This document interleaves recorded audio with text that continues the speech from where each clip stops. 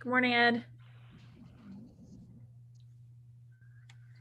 Good morning, Kenzie. Nice to Thank see you. Thank you for chairing this, Kenzie. Of course. It's my job. Good morning, councillors. Morning, Cora. Good morning, Cora. Hi. Are you doing well? Yeah. I'm doing well. Yeah. How are you doing, Cora? Okay. Thank you. Hang it in there. Thank you.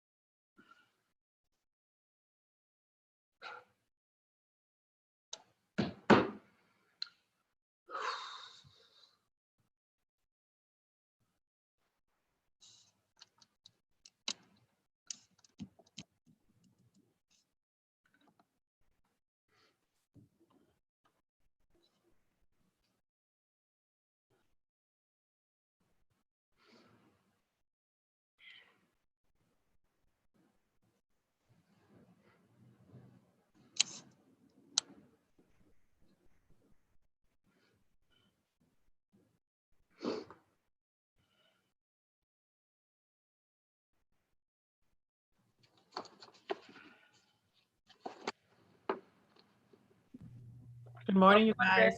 Morning. Morning. Good morning, Andrea. Good morning. Be right back, grabbing coffee. I think we're all in that place.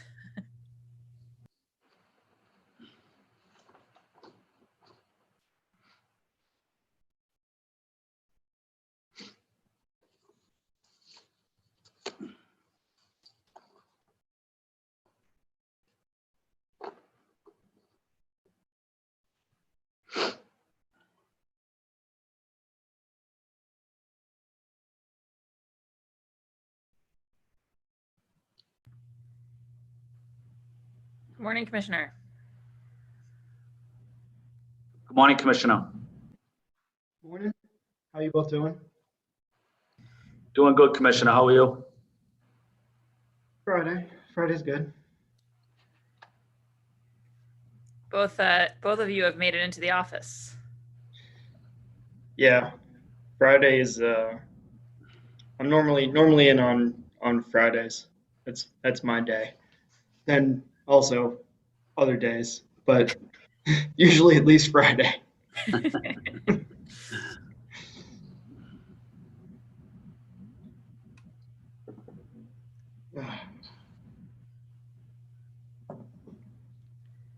right, we'll get started in a couple minutes. Let's give it 1 or 2 more. Sure.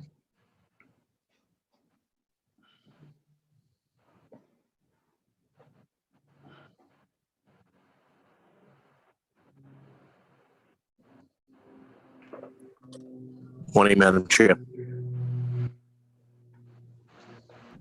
Morning, Councillor Flaherty. Good morning, Michael. Morning, Ed.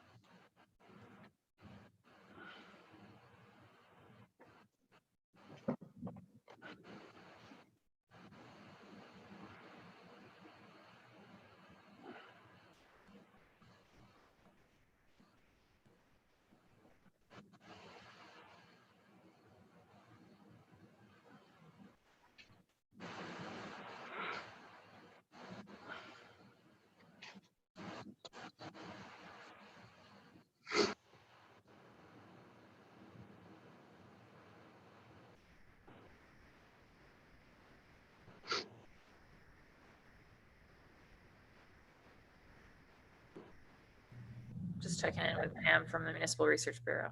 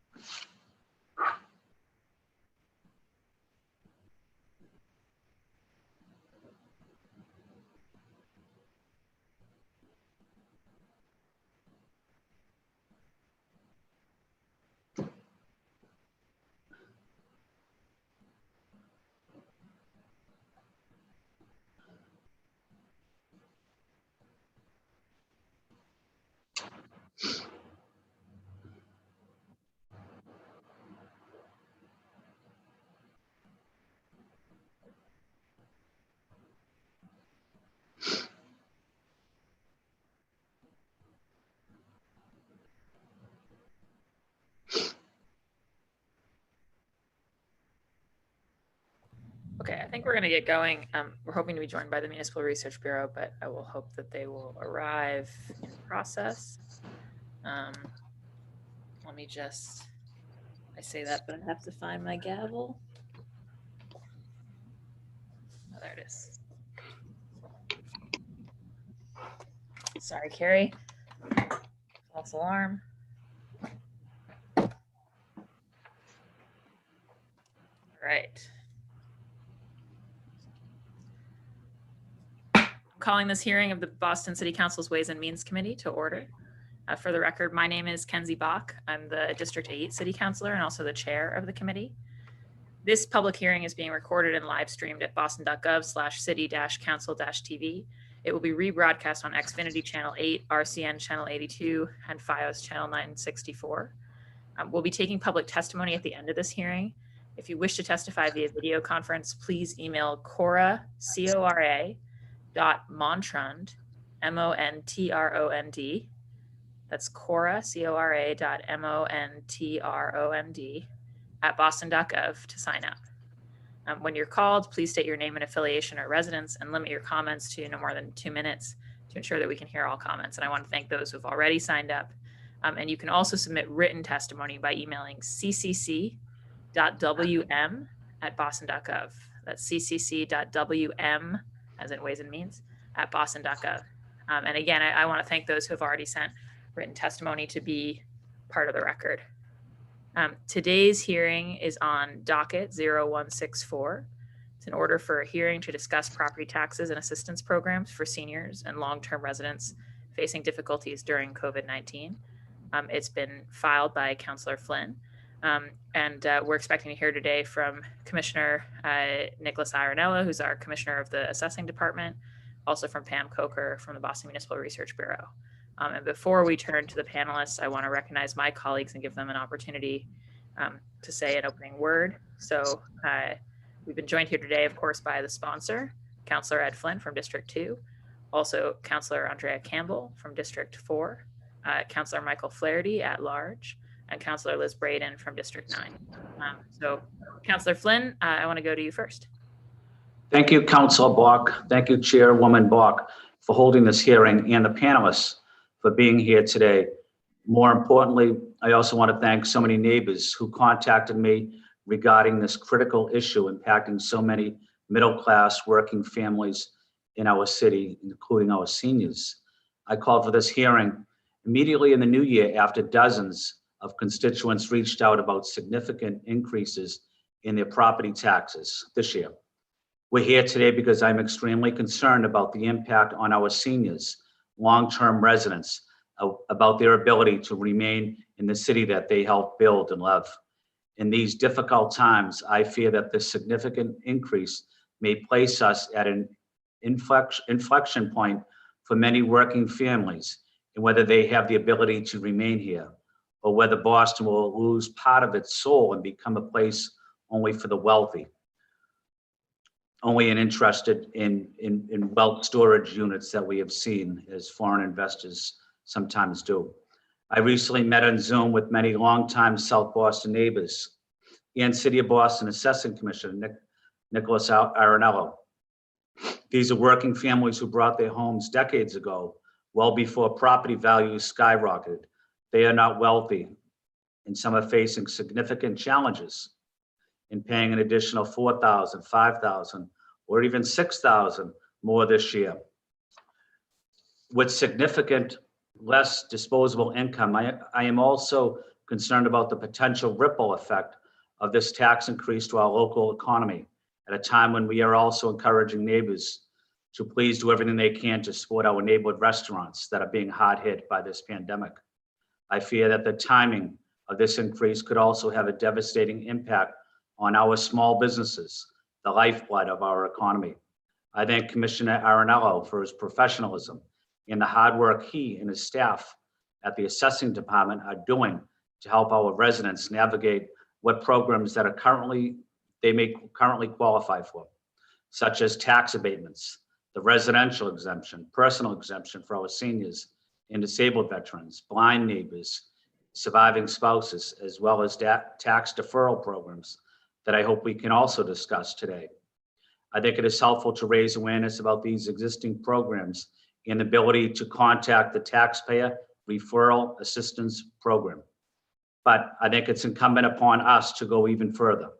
2 years ago, I was proud to work with City Councilor Lydia Edwards as the original co-sponsor to pass an ordinance in the City Council to allow low-income senior homeowners who owe back taxes to establish property tax agreements with the city. At a time when so many are working people are facing economic insecurity, I believe that the city in our body must do the following and consider the following proposals.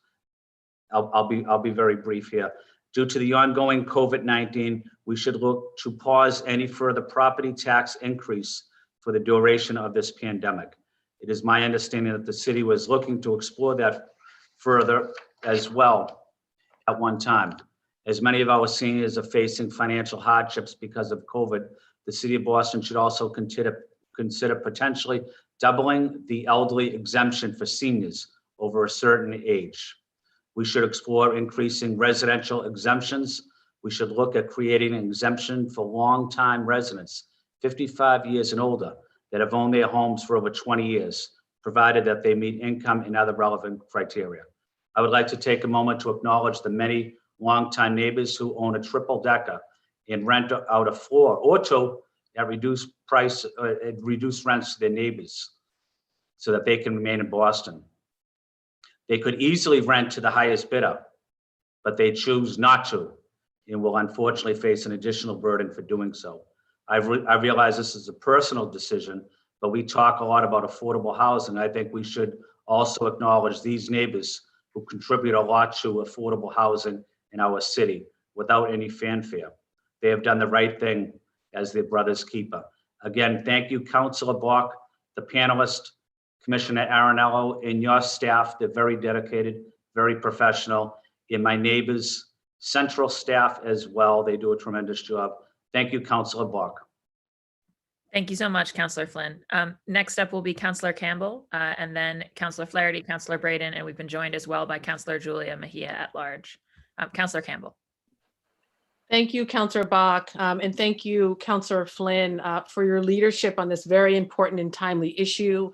Thank you also to Councillor Edwards and you, Madam Chair, for your past work on this issue as well. My team and I have been inundated with calls and emails from residents, including countless seniors and elders, and all have been outraged by the dramatic increase in the recent property tax bill. And what's worse, they didn't expect it and they didn't know what to do when it came. And given the pandemic and the fear that so many folks have about their economic stability at this moment in time, at a minimum, I would have expected the city to at least have informed residents that this was coming before they got their bill and assign points of contact for folks to follow up regarding abatements, application processes and deadlines, and other relief they could access, especially to assist our seniors who so many, of course, live on fixed incomes. I'm absolutely looking forward to this hearing to discuss specific and immediate relief we can offer our residents during this crisis.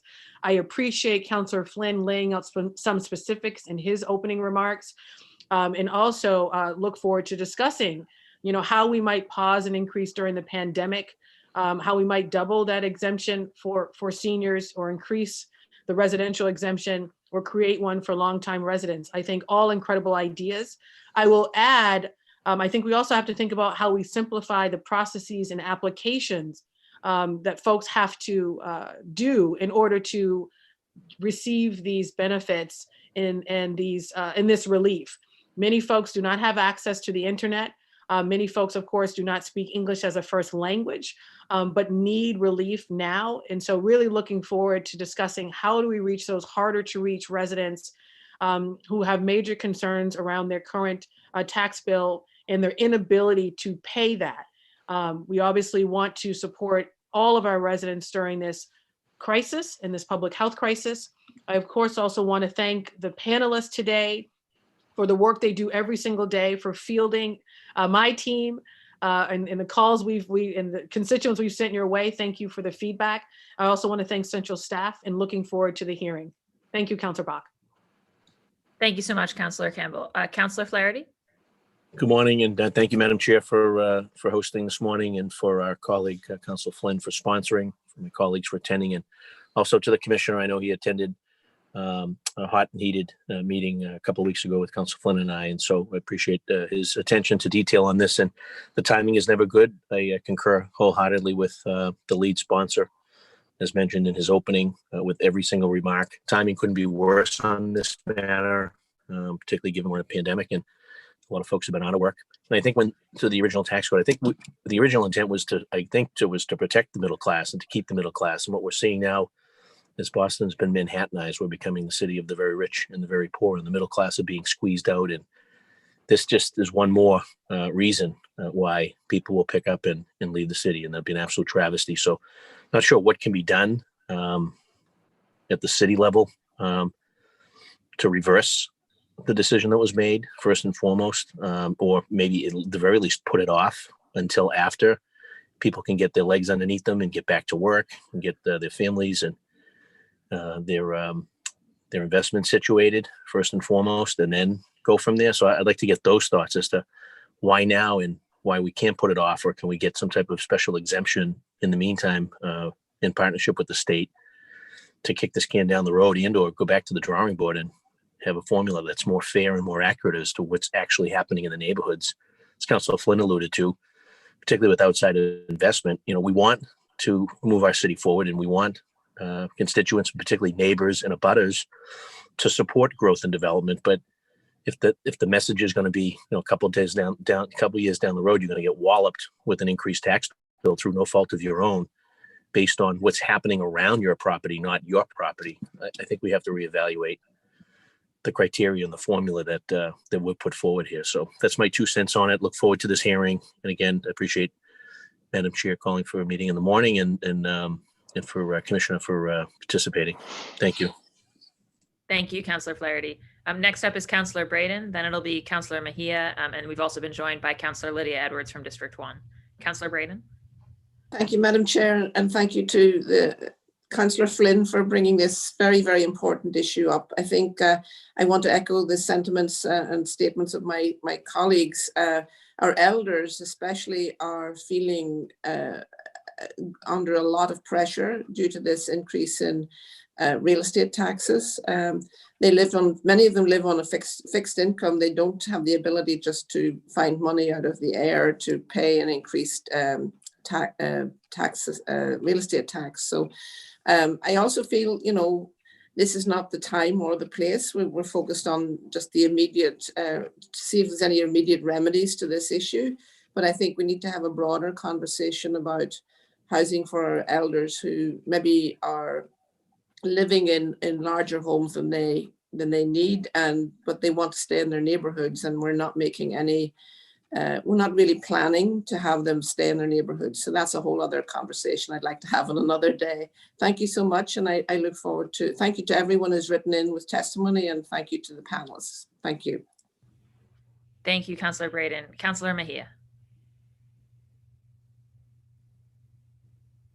I'm sorry, I'm having really bad internet. I don't know if you can hear me. We can hear you now. Yes. Or we could. Councillor Mejia? Okay, can you hear me? Yes, we can hear you.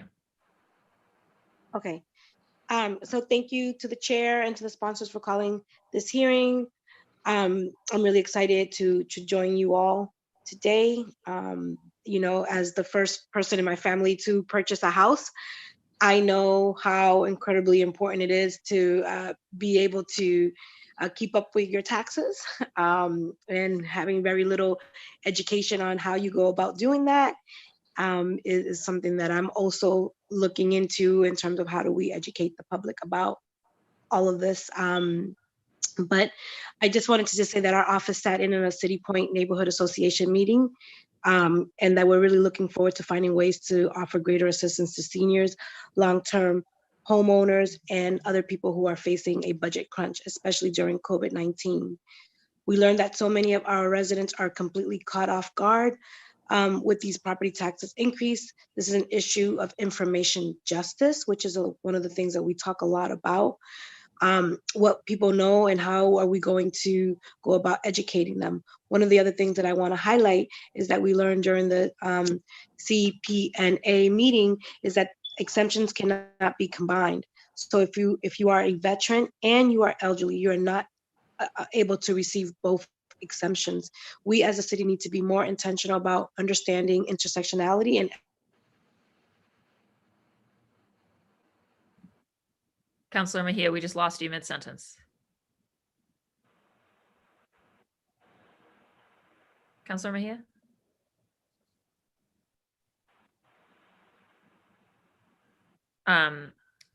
I think we will go to Councillor Edwards, and I will give Councillor Mejia an opportunity to finish her comments if she'd like, when she gets reconnected. Councillor Edwards? Thank you very much. I appreciate this opportunity to briefly just again thank Councillor Flynn in his partnership previously for helping to make sure we provided payment plans and interest tax relief for seniors. But I also wanted to also acknowledge, yes, that I got a lot of calls as well from many of my constituents concerned, feeling that there was a disconnect in who seems to be burdened in this moment. I also think that it's time for the city to really ask ourselves how creative we're being in the partnership we bring to the table to help our seniors. Specifically, I think we've been talking about this and dancing around this, and we've been trying to push on this. I think we need to be talking about pilot payments, and we need to be talking about our nonprofits contributing amounts that we need in order, especially if we wanted to streamline or make sure that they're at the table to help our seniors. There's got to be a balanced way to bring them to the table to provide relief to our seniors and also to analyze how we are generating income. This is a complicated conversation, and it only is more complicated because of the COVID crisis that we're in and the limited income that a lot of people are able to get and generate at this moment. We've talked about this at the 30,000 foot level, but as a city, with 70% of our income being property tax related, we are bound to hit a point where either property tax values are going to hurt our entire budget, or where we're going to be so dependent on them that we can't afford not to just continue to have a lot of development and push for more luxury units in order to generate the funds that we need. So let's have a real conversation. It's seniors today. It'll be other people another day. But at the end of the day, how we're making money is too property tax dependent, and we need to think of other ways, especially pilot payments, to help out. Great, thank you, Councillor Edwards. I want to allow Councillor Mejia to finish her statement. I think she's rejoined us. Yeah, so I don't even know where I left off with my statement, just because my whole situation is a bootleg operation right now. We heard you cut off. You had commented on the fact that you couldn't get the veteran and elderly exemption and that we needed to be more intentional about intersectionality. That was where we lost you, I think, right at the word intersectionality. Oh, I appreciate you letting me finish my thoughts up in here. Let me see where I was, because everything is not working right now. Yeah, so I mean, I guess the point that I was really trying to make is the fact that you can't combine the exemption. So if you're a veteran and an elder, you won't be able to receive both exceptions. And as a city, we need to be doing more about being intentional, about understanding the intersectionality in everything that we do. And in light of COVID-19 pandemic, we need to be leading with the community and responding to their needs. And I hope this hearing will produce some real results on how we can go about doing that. And I just wanted to give a shout out to Councillor Flynn for bringing this to light, and to you, Councillor Bach, for hosting. Great, thank you so much, Councillor Mejia, and to all the councillors who are here today. For my comments, I just want to, certainly echo what a lot of folks have said about the frustration for our constituents, and I think that, and especially that element of surprise, and one of the things that I've heard from constituents is also that when the amount goes up significantly, if paying that significant increase is all on the back two payments of the year, it can really be hard for folks who are budgeting. And so also trying to think about how do we message anticipated increases in ways that let people plan better for them is it's not the whole puzzle, but it's a piece of it here. The thing I want to say before we go to the commissioner is just that what I have found digging into this problem, and it's been alluded to a few times by councillors, is that the way that our property taxes are assessed and the exemptions that we have available are almost entirely dictated by state law. And I think that that's a frustrating thing for our constituents to hear, and it's frustrating for us when we're trying to come up with tailored solutions. And one of the biggest challenges is that the state law doesn't necessarily let us distinguish between kind of some of these most hurt populations and like big corporate landlords.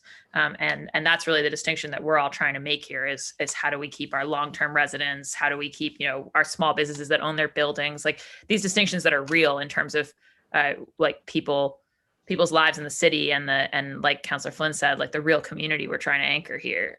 Those distinctions aren't currently made in the law. What encourages me is that just about every distinction that is made in the property tax law of Massachusetts right now was successfully pushed by the people of Boston. So there was a time when there wasn't even a difference between the residential and the commercial tax rate. And the people of Boston said, hang on, we've got to change this so that when we've got long-term residents who are living in their houses, there can be a difference in the rate they're paying versus the rate that's being paid on these commercial properties downtown. And the residential exemption, which we're talking about, whether it should be increased, et cetera, that was also brought in by the people of Boston advocating at the legislature.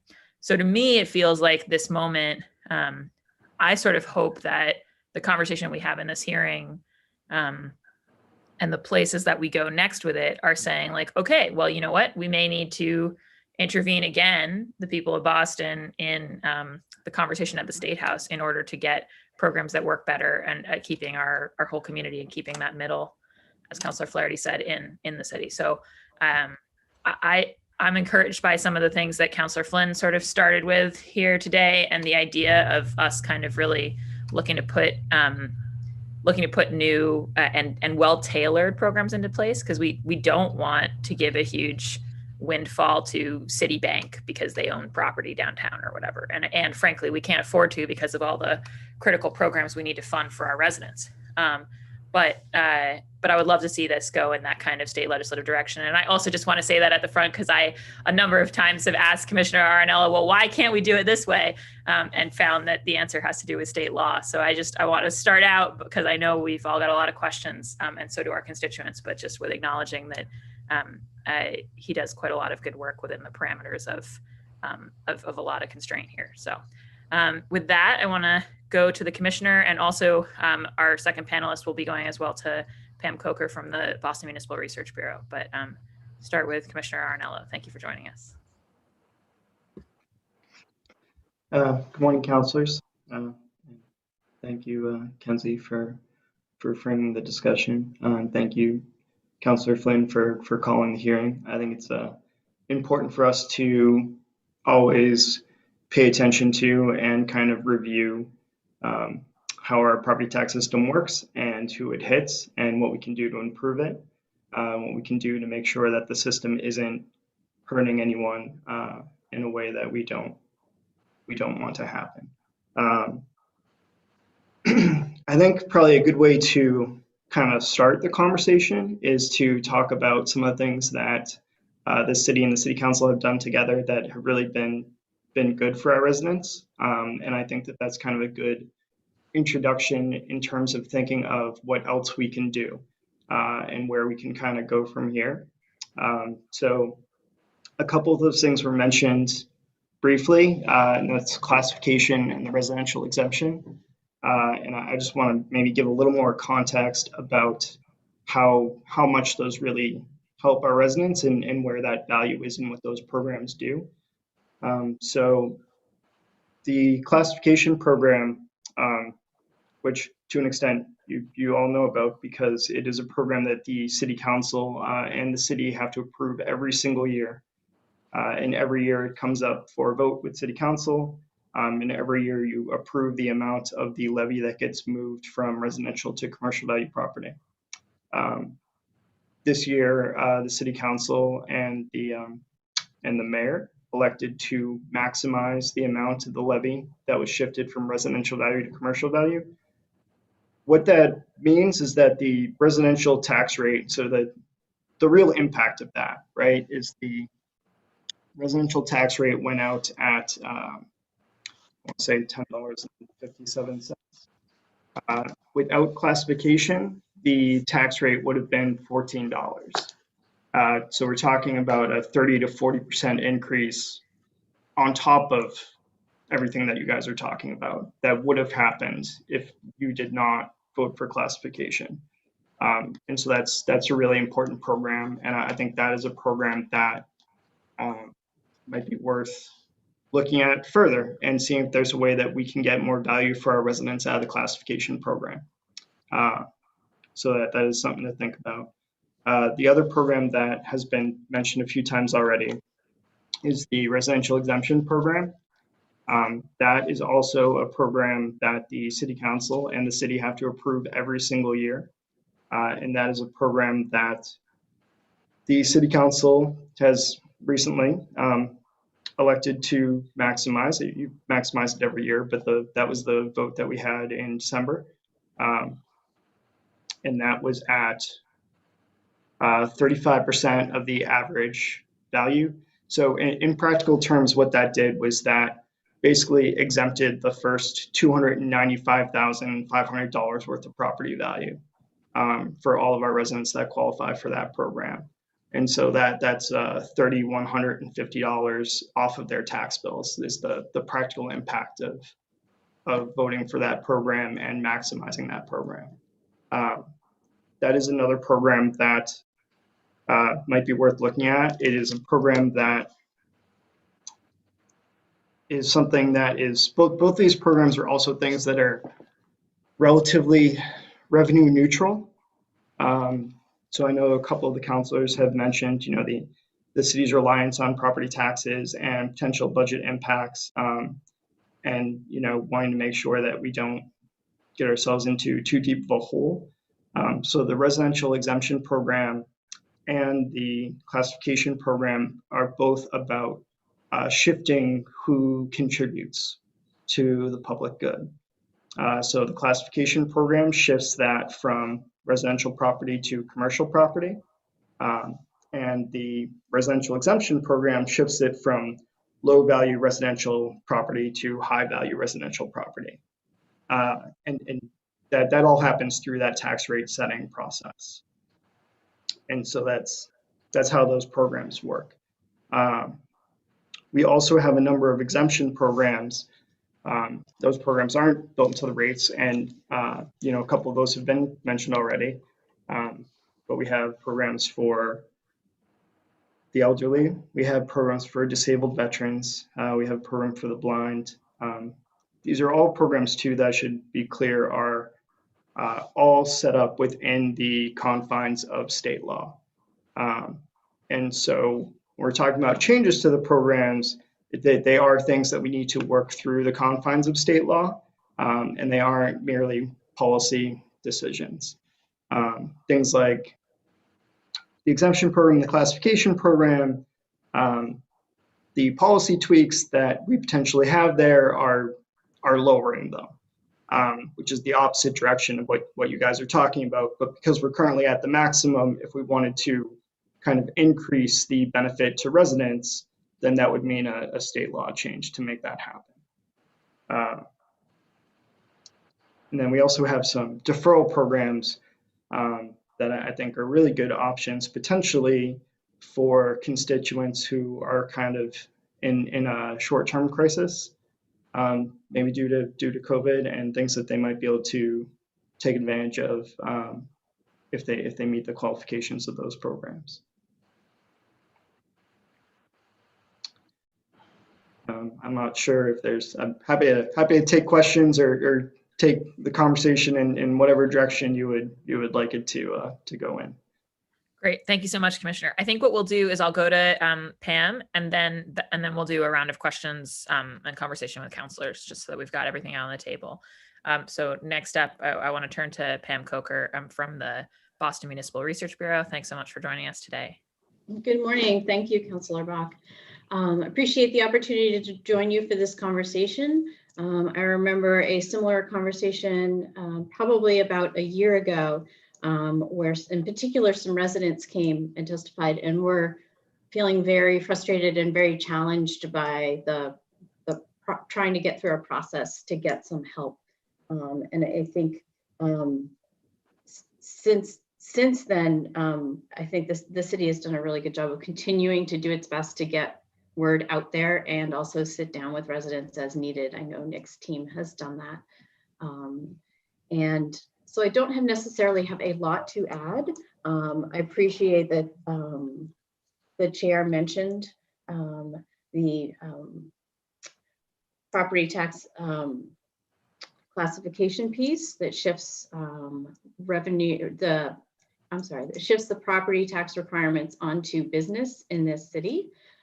And that has been done for some time and allows residential taxes to be a little bit less than they otherwise would. I know that the current challenge of the impact of COVID-19 and the property tax bills folks are getting for the last 2 quarters of the year are looking it's a very jarring experience, because the experience of our residents and our businesses that are seeing higher property tax bills at a moment where their real in-person experience is a lot of loss and challenge and struggle to find their own resources. And so just want to add to the conversation that the process that state law lays out, where a city bases its tax bills on that property value from a previous year. And I'm very much generalizing that. And so Nick could probably explain in a little bit more detail exactly what that is. But it means that when a property tax bill shows up on your doorstep, it's not recognizing the property value and the property market at that moment, the moment you're experiencing. And I think that continues to be a challenge for a lot of our residents and businesses that are taxpayers when it comes to the property tax. And that's a challenge all over the state. As I said, that's something in state law where there's a lag between assessing property and then when it's when it shows up, the results of that show up in a tax bill. Beyond that, I also just want to echo the comments about the programs that are currently available. Again, in a previous hearing on this issue, we had seen that for some folks, and I'm sure going to hear it again today, that despite what's available as the state allows in terms of relief and programs to provide various types of relief, that for some folks that's not doing the job. And so I'm curious to hear about more about what the administration and some of the councilors are thinking about what else could we do? And yet at the same time, what could we do that ideally keeps the impact revenue neutral for the city? Because property taxes, as we all know, do go towards providing the services and other types of resources and support that the city needs to provide for the Boston community. So just noting that there's a balance there that needs to be taken into account as we look at how much relief and to what extent and for what purposes, if there are going to be consideration of changes to the program. I guess that's just about it for now, unless there was something specific beyond that, Councillor Bach, that you wanted me to speak to. No, I think I'm grateful to you for being here and being a resource for councilors and their questions. We will go now to councilor questions and then we do have a number of members of the public signed up to testify. So just for councilors' reference, I think what we're going to do is I'll go through a round of questions for everybody. I do ask people to kind of try to keep it to that 5-minute mark. And then once we've gone through a full round of questions, I'll turn to the members of the public who are here to testify. And then if there's a follow-up set of questions, we can go to those, but I don't want to keep them waiting indefinitely because we do have a bunch of people signed up. So if you think you've signed up, or you've remembered the public, we've got a whole list of folks. And again, if you're watching this and you want to sign up to testify, you can email Cora, CORA.MONTROND, Cora Montrond, at boston.gov. So I'll just start with a couple of questions, Commissioner Arnello, and then go to Councillor Flynn. And I just want to make sure that I kind of understand this correctly. On the classification front, my understanding is basically the way that you have to do it is there's kind of a total amount that property value, let's say, has grown in the city in the year. And then there's kind of, and the state sort of says, okay, so you've got that kind of total amount, and then here's what you would charge property value. Oh, sorry. And then within that, there's a total amount it's grown, and there's an amount that our levy, right, the amount that we charge in property tax is allowed to go up. And so that's like our max bar for what the city can be charging everybody collectively who needs to pay property tax. And the first thing, if we didn't have classification, is you would take that number, that total number, and you would divide it evenly across everybody based on the value of their property, and you charge everybody the same rate. And that's what you were talking about, right, with the $14 thing. Like right now, we're charging in the sort of $10.50 range to our residents. And then, but if we didn't have classification, if we treated the businesses and the residents the same, it would be that, like, sorry, what's that rate? It's 14 for, are we talking about, I'm forgetting it, square or $1,000 of value? Is that what it is? Yes, it's per $1,000 of value. So right now it's about $10.50 per $1,000 about value. If we didn't have classification, it would be $14 per $1,000 of value. These are round numbers. I know you have the like dollars and cents exact numbers. But then because we have classification, we're basically allowed to shift some of the burden that would be on those residents over to the commercial side. So we're basically shifting that $3 over, so we get our residents down to 10.5, and then as a result, our commercial's going up. What is our commercial this year? The commercial it's around like $24.50. Okay, right. So significant, and it's way more than the $3 because there's way more residential taxpayers than there are commercial, right? So to make up the difference, you're charging the commercial a lot more. So we end up charging the commercial like more than twice as much per $1,000 of value as we do the residents. So my understanding when I called you on this, and this, I just want to kind of, since we're in the public hearing, talk about it, is that part of the reason that valuations went up this year is that we've hit that ceiling of how much we're allowed to shift over. Like we can't shift anymore by the state law to the commercial off the residents, and the resident values keep going up faster than the commercial values. And so that's our problem, is that we've got this crazy appreciation in values on the residential side, and the commercial's been more moderated. And so to keep that residential rate low, we would want to shift even more, but we've hit the ceiling of that shift that's allowed by state law. Is that a fair characterization? Yeah, no, that is a fair characterization. And so that is one of the reasons. So for the past 2 years, actually, the residential tax rate has increased ever so slightly, while property values have been going up. And that's because the overall bucket of residential property value has been growing faster than the overall bucket of commercial property value in the city. But for context, so right now this year, the residential rate went up from $10.56 per $1,000 of value to $10.67. But back in fiscal year 2016, the residential tax rate was $11 per $1,000 of value. Before that, it was $12.11. It was, let's see, the highest in recent history was $13.14 in fiscal year 2013.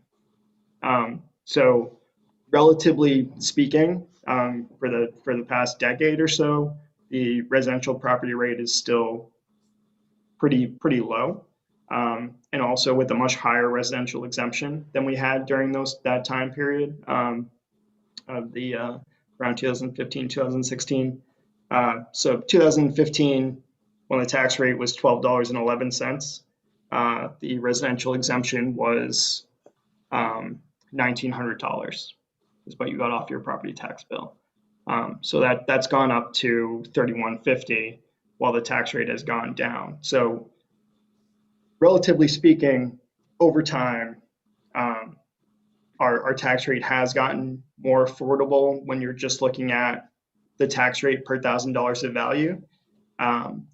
The impact that people are feeling is due to higher value properties being worth more. So if you have a lower value property, like in the $500,000 range, your taxes are still about $2,000 a year, more or less. But it's what happens is, and the reason that people notice the impact so much is when there's a value increase, your property goes from $500,000 to $600,000. All of a sudden, percentage-wise, your taxes go up a lot because the residential exemption has been taking away so much of that burden. But the whole system and the way it's set up now is not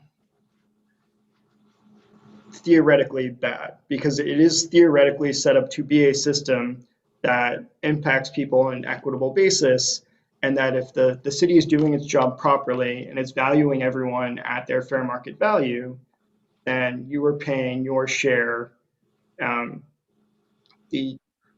into the same percentage as someone with a higher value property, except the higher value property doesn't get the full benefit of the exemption. And so actually our system is currently set up to be very favorable to people with lower valued properties. But that still doesn't clearly take away from people that are frustrated with tax bills going up. Right. Our problem is that we have a bunch of people on fixed and more moderate incomes who now are holding very highly valued properties. And so the benefit is based on the property value, not their personal circumstances. And so it's that mismatch, I think, that's creating a lot of the challenge for us. And it's helpful for you to note that residential exemption, we did also put in as a progressive piece to try to help those lower valued property owners. But I think, yeah, you're seeing just property values go up so much that many more folks are falling outside of getting the main benefit of that. Yeah, I just wanted to register, and I'm going to go now to Councillor Flynn. I just wanted to register that the dynamic you just described with classification, where residential property values are rising faster than commercial ones, and it forces us to we've hit our ceiling on shifting the levy. That seems to me like it is likely to continue as a problem next year, because although none of us know where the future is taking us, most of us think that commercial property values are going to be a little waffly next year, at least compared to residential, based on what we've seen so far. And so I just really want to second Councillor Flynn's suggestion that there may need to be some kind of a pandemic related intervention to stop another increase like this happening because of the automatic systems that the state has. So just really wanted to register that. Councillor Flynn?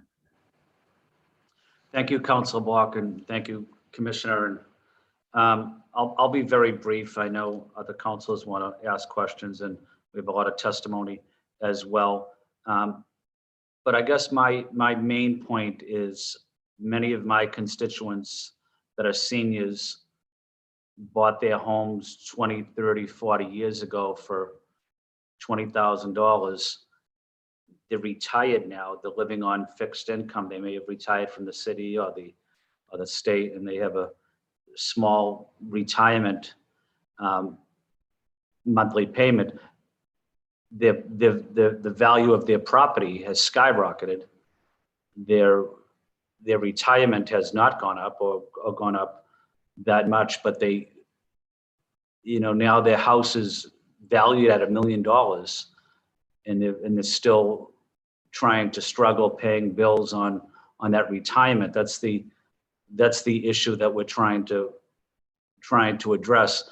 But for a long time, homeowners say they've owned their home 20 years or so, and they're over 55 years old.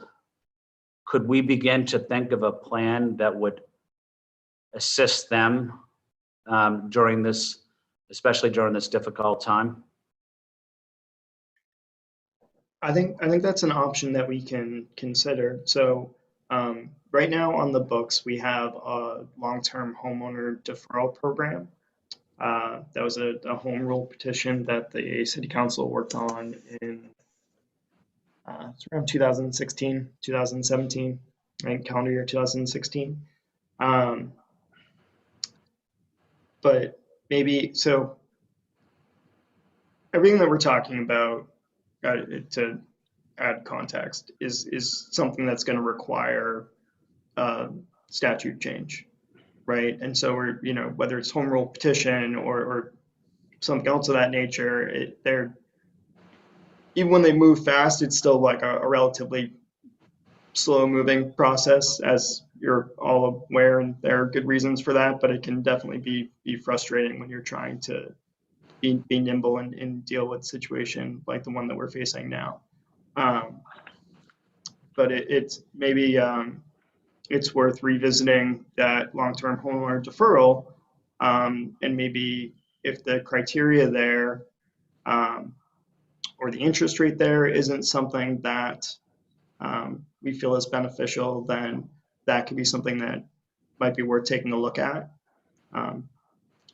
We also have the 61A deferral program for the elderly, which is a nice program, and I know the city council voted to move that interest rate to 1% last year, and so that is a potential option. But it is also possible that the income and asset restrictions on these programs might be a little difficult for people to meet the criteria for.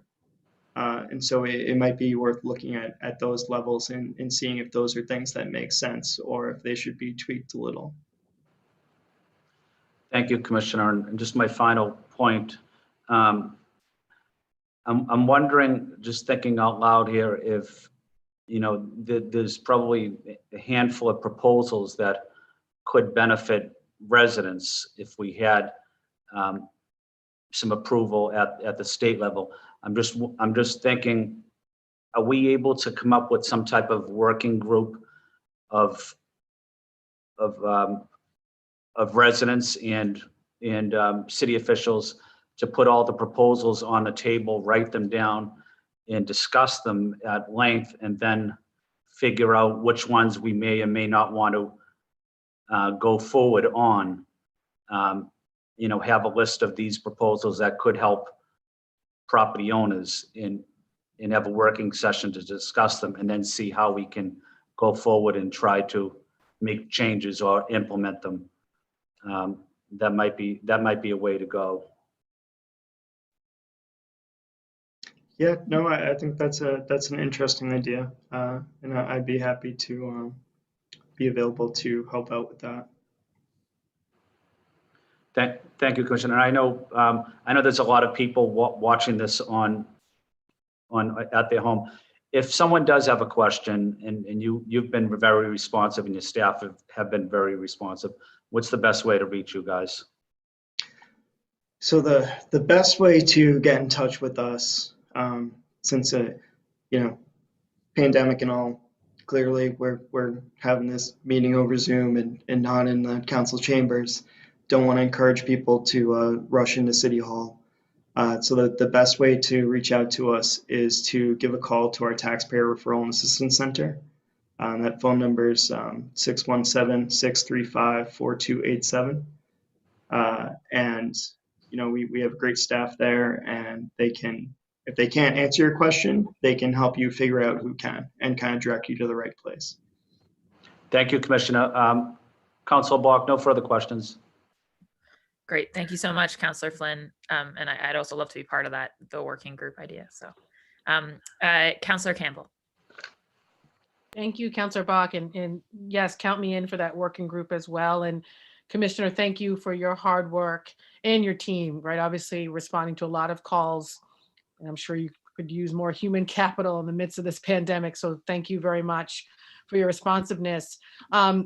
I just have a few questions. I do recognize that much of this does fall within the power of the state, and we have to send bills up to the state to change many of these things, which is frustrating to us as counselors and of course frustrating to our residents because we want to have immediate solutions for them. And it, obviously all of us feel powerless at moments to be able to do that.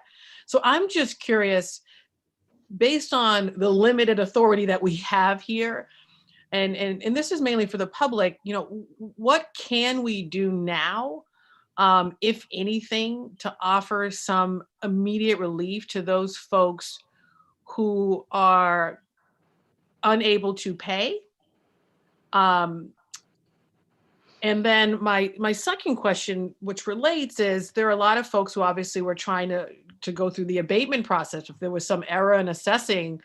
And I think the applications were due, I think it was February 1st, correct me if I'm wrong. And so I didn't know if there was any options for residents who maybe missed that deadline, if there was something we could do there. And then I have a couple more questions. Sure. So thank you for your questions, Councillor Campbell.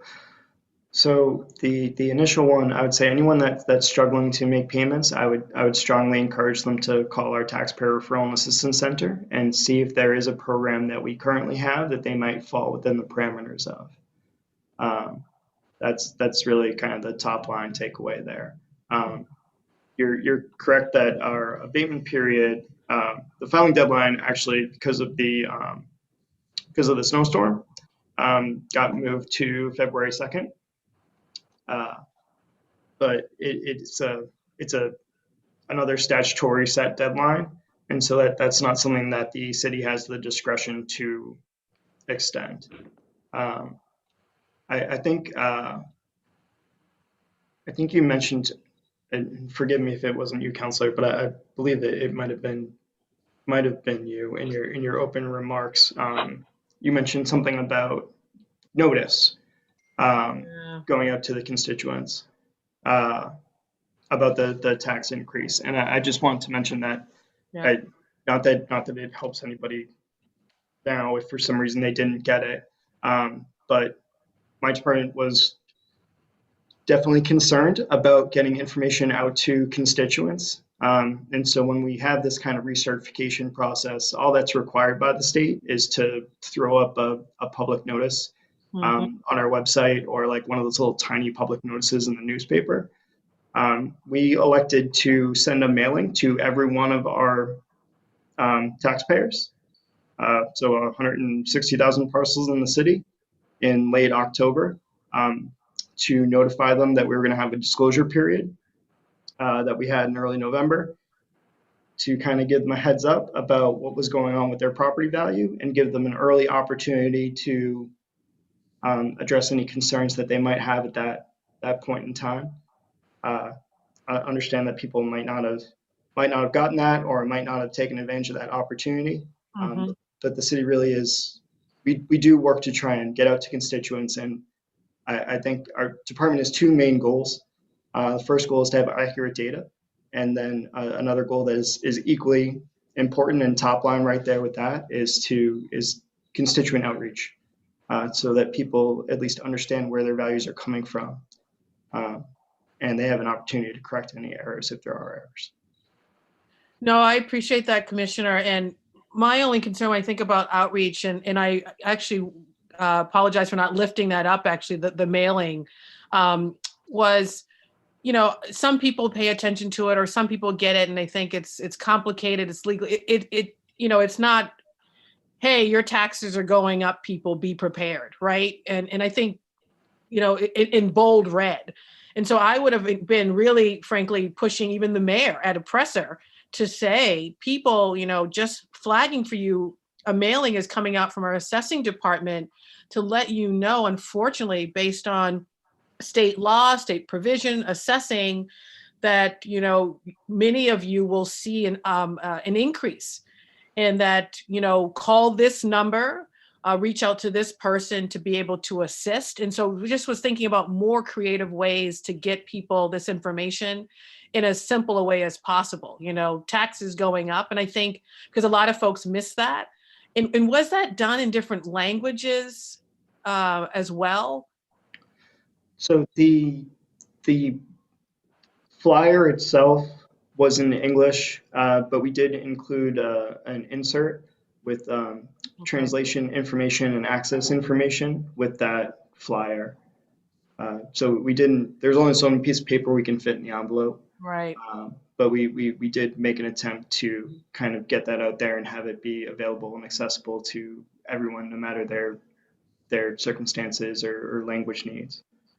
So thank you, Commissioner. I do think, you know, to the extent we get to this working group, really thinking about how we can think about more ways to inform constituents when this type of information that will obviously shock them financially is going out to them. And so whether that is via TV, and, you know, a lot of our seniors still tune in to television, right? Or other creative ways as well. And especially around language, or how we even use some of our work, you know, partners on the ground who are working with our residents, whether it's healthcare providers or others, this other infrastructure that we have to be able for folks to get the point, right? I think we can only do so much, and your team as well. So I appreciate that. And then my last question is really on data. And Councillor Bach, to be fair to my colleagues, I can send those requests to you via email around who applied for abatement, what does it look like, and can sort of come back in the next round to be respectful of my colleagues in public testimony. Sure, that would be great, Councillor Campbell. And yeah, we're happy to, if you can send those to me, we'll send them on to Nick. And I will say that in the past, the assessing department's been very responsive to us with data requests, so. Oh, and on that point, you know, obviously a lot of folks receive that notice or mailing. I'd be curious how many folks actually, you know, responded to us in between October, right? Because then I think determines whether or not the mailings are effective, or we should redirect those resources to maybe some other outreach strategy. Thank you, Councillor Bach. Thank you. Thank you, Councillor Campbell. And Pam Coger from the Boston Municipal Research Bureau regretted that she had to step away, but she's told me that if councillors have any further questions specifically for the BMRB, we can forward those and she'll get back to us in writing. So just flagging for everyone. Next up is Councillor Flaherty, then it'll be Councillor Braden. Councillor Flaherty. Thank you, Madam Chair, and I'll be brief. I know that there's several members of the public that would like to testify. To the Commissioner, I know that you moved the deadline from, I think, February 1st to February 2nd due to the snowstorm. I've got several requests across the city from folks who missed the deadline due to COVID. In a couple instances, they were actually hospitalized. And given that COVID has allowed us to have tremendous flexibility in a number of different areas, just this week, the council voted to amend the city charter to suspend the special election for office of mayor. So didn't know whether or not, due to COVID, if someone could substantiate that, is there some flexibility with respect to the deadline? That's question number one. Question two is, can we freeze this decision in light of COVID, in light of everything that's going on in our economy and the crunch that it's going to put on residents and many who have potentially been out of work and or struggling. And then obviously lastly is the utilization rate. Has the usage rate of our exemption program stayed the same this year, or have you seen an uptick in that because of people's financial situations due to COVID? Thanks, Commissioner. Yeah, thank you, Councillor Flaherty, for your questions. Try and address them in order, and let me know if I miss one. So your initial question about deadline extension due to COVID, that is, I do not believe that is something that is currently within the parameters of our statutes that set the deadline, but I haven't had someone extensively look at that, but I'm pretty sure it doesn't fit into those deadline requirements. There's essentially the statute allowed us to move it due to the snowstorm because there's a specific language that talks about storms, and COVID I don't believe would kind of fall into that set of language. But that being said, that deadline was for if there was a concern about property data. And we, in general, we have gotten concerns about our property data, and we get concerns about our property data every year. We've also been getting a lot of concerns this year that are not necessarily about property data or even necessarily about the value, but more just the kind of amount of the tax bill, which is something that an abatement application isn't going to necessarily assist those people with. The deadline that we have, though, for our kind of our exemption programs and the deferral programs, that deadline is April 1st. So there's still time for constituents to take advantage of all those programs. If for some reason they aren't getting a residential exemption and they qualify for it, or any of the other programs, or if they want to look into a deferral program because they're having trouble paying their bills. And forgive me, I feel like there might have been another question, but I can't. It slipped my mind now. Did I answer everything? We freeze the decision. Oh, yeah, the decision that's been made. Can we freeze that decision in light of everything that's going on in our world and in our city, and particularly in people's financial situations due to COVID? Is this the appropriate time to be doing this? My answer is no. My question, I guess, is can we freeze this decision? The statute does not give us the ability to freeze property values. So that is not an option that is on the table for us.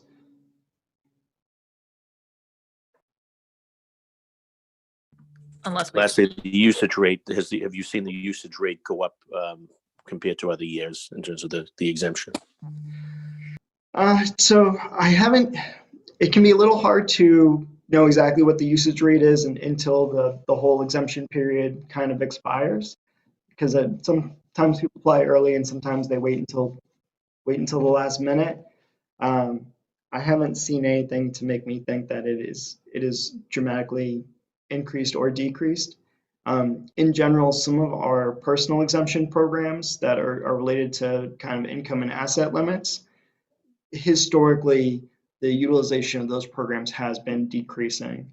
And I'm guessing that is kind of tied to more and more people not fitting in within those parameters, because the department hasn't made dramatic decreases in outreach.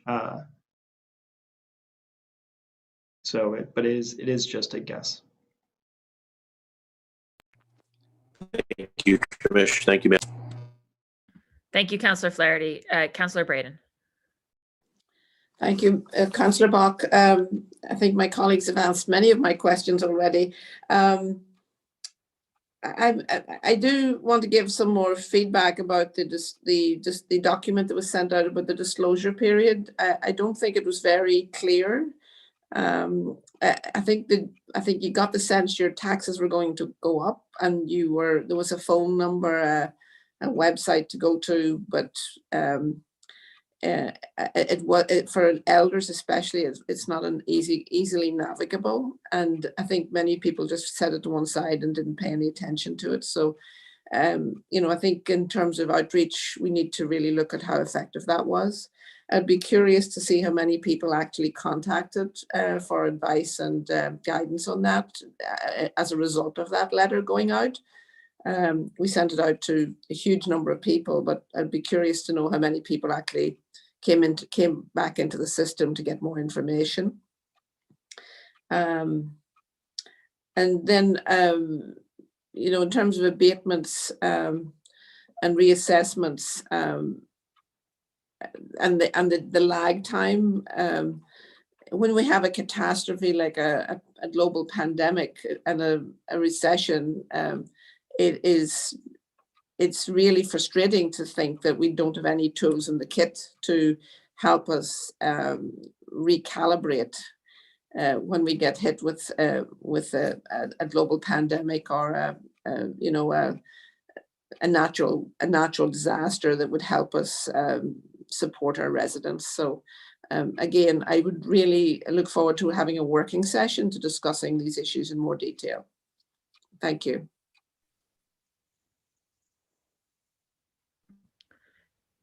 Councillor Braden, was there anything you wanted the Commissioner to speak to? Really just looking in terms of, and it's maybe something he can bring back to it, and he doesn't have this information at his fingertips, I'm sure. The number of people who responded to that disclosure letter and who followed up Because we send out we've thousands and thousands of letters. I'm curious to know how many people called in to get information. Just as an evaluation of how effective it was as an outreach tool. Yep. Happy to put together those numbers. In context, I can give you some preparation right now. The number of phone calls that we receive is small compared to the number of parcels if you're looking at it at a percentage basis.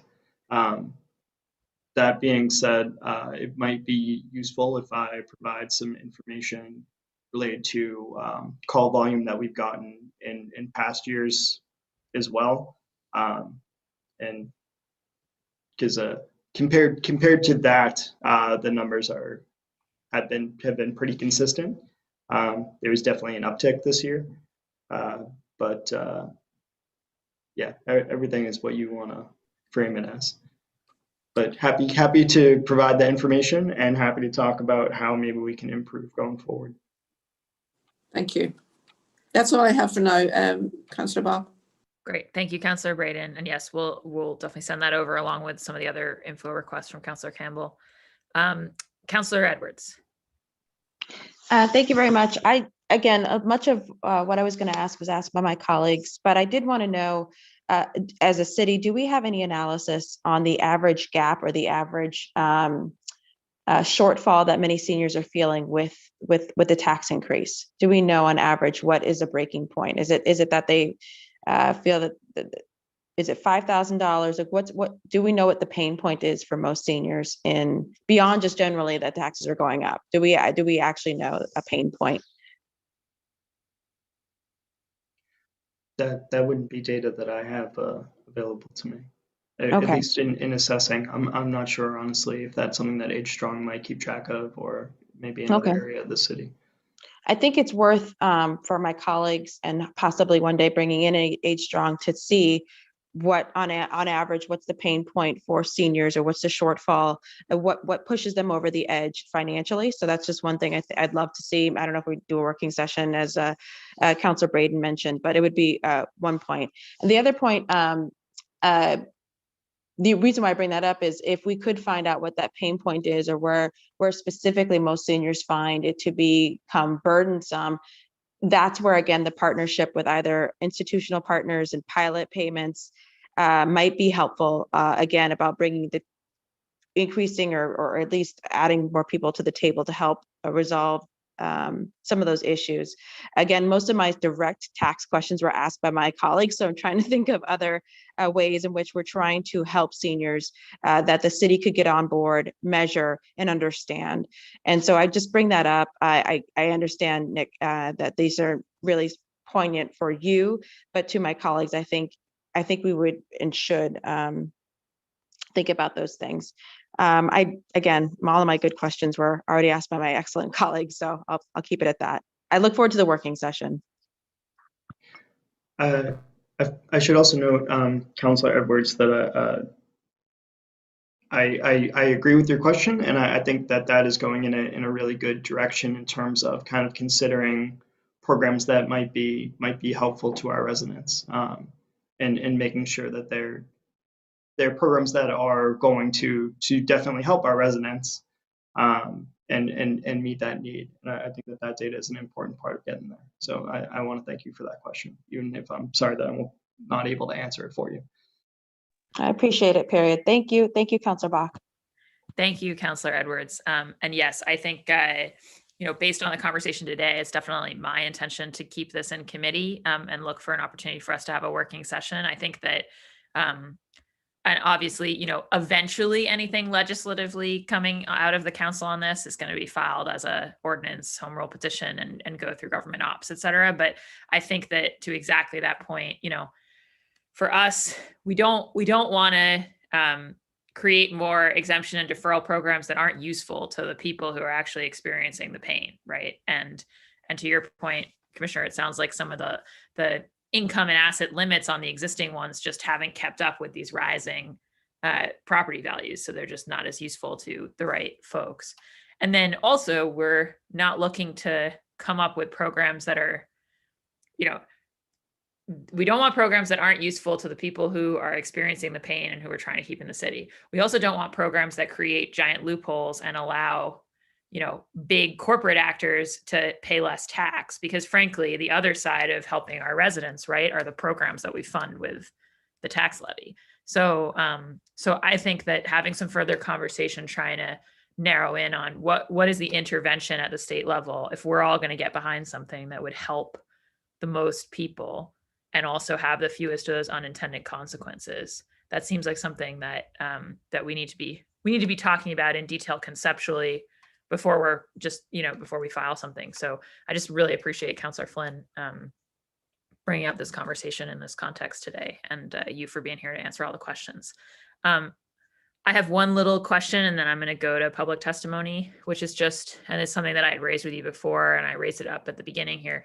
This idea of, like, to the point about giving people notice, if there was any way for us to, in our property tax estimations that we send people, sort of like shift some of the expected increase onto the first and second payment bills, even if it came with a disclaimer that said, look, like, this is just based on a sort of back of the envelope projection, but something that would let people kind of smooth increases when they come. And again, this doesn't solve when people just get walloped with an increase that is just, like, you know, in total, just way too much for them. But I have heard a lot of concern about that issue with when you have a big increase and you're catching up on it entirely across 2 payments in the back end of the year.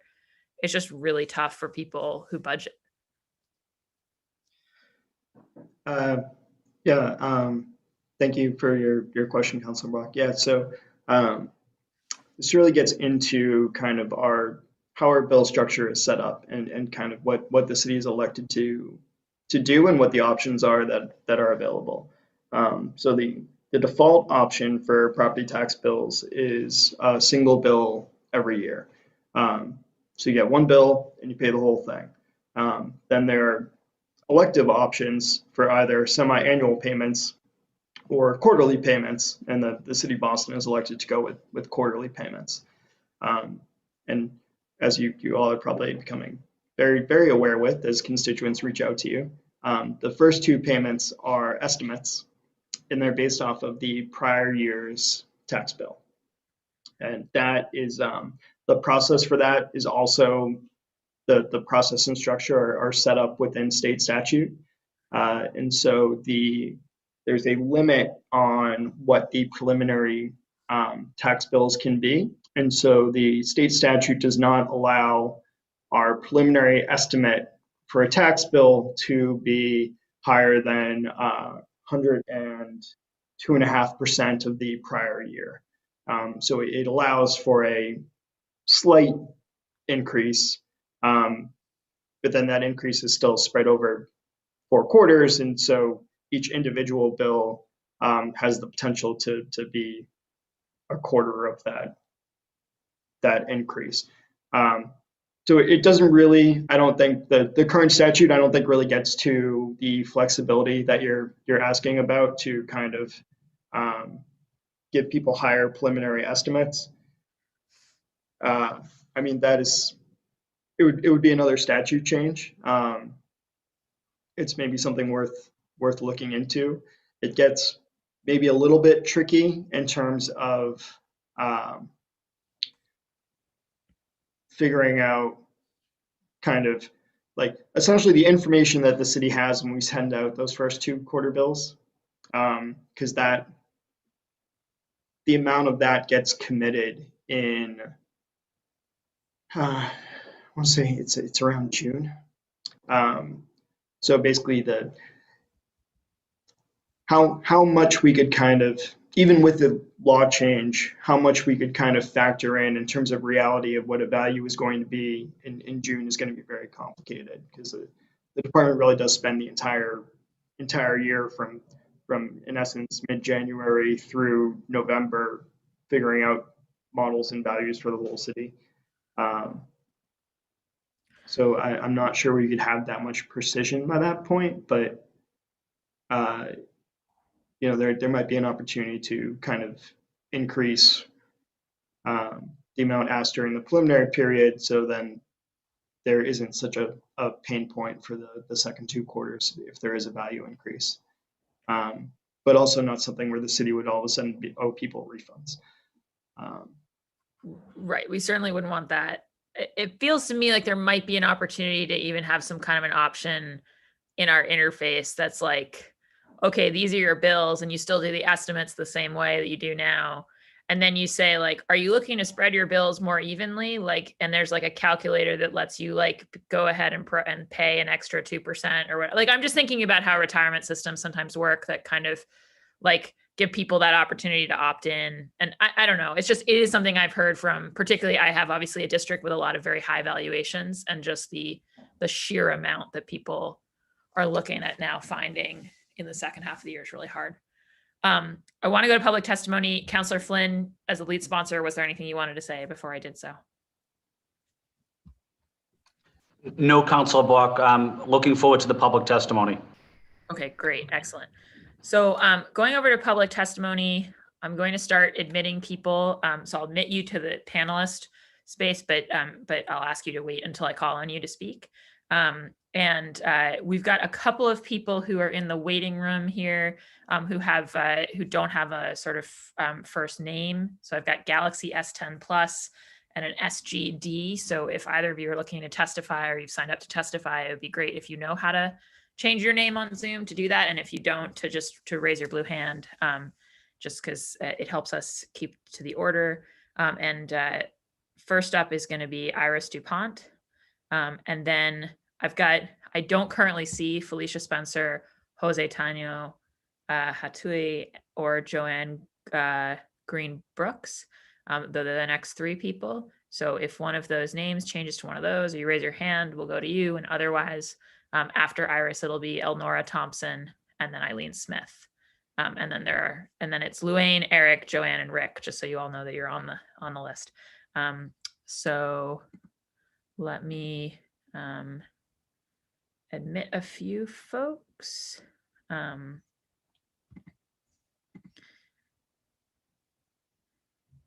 Right. And all right, I think I see Iris. So Iris, you're our first person for public testimony. If you want to unmute, you now have the floor. Okay, great. Can I do the video too? Yes, if you can, that would be perfect. There, we see you and we hear you. Excellent. Okay, great. Thank you and good morning, everybody. I want to say thank you to all the counselors. They have all spoken to what we seniors in particular are concerned about. I want to say thank you also for sending out the notice. I was one of those people that read the notice, that was able to go online and figure out what was happening, finding out what our assessment was, the change in the value of our property, which was incredibly ridiculous. Every year it goes up $60,000, $70,000. I don't put $60,000 or $70,000 worth of work into my house, so I know it's no different. But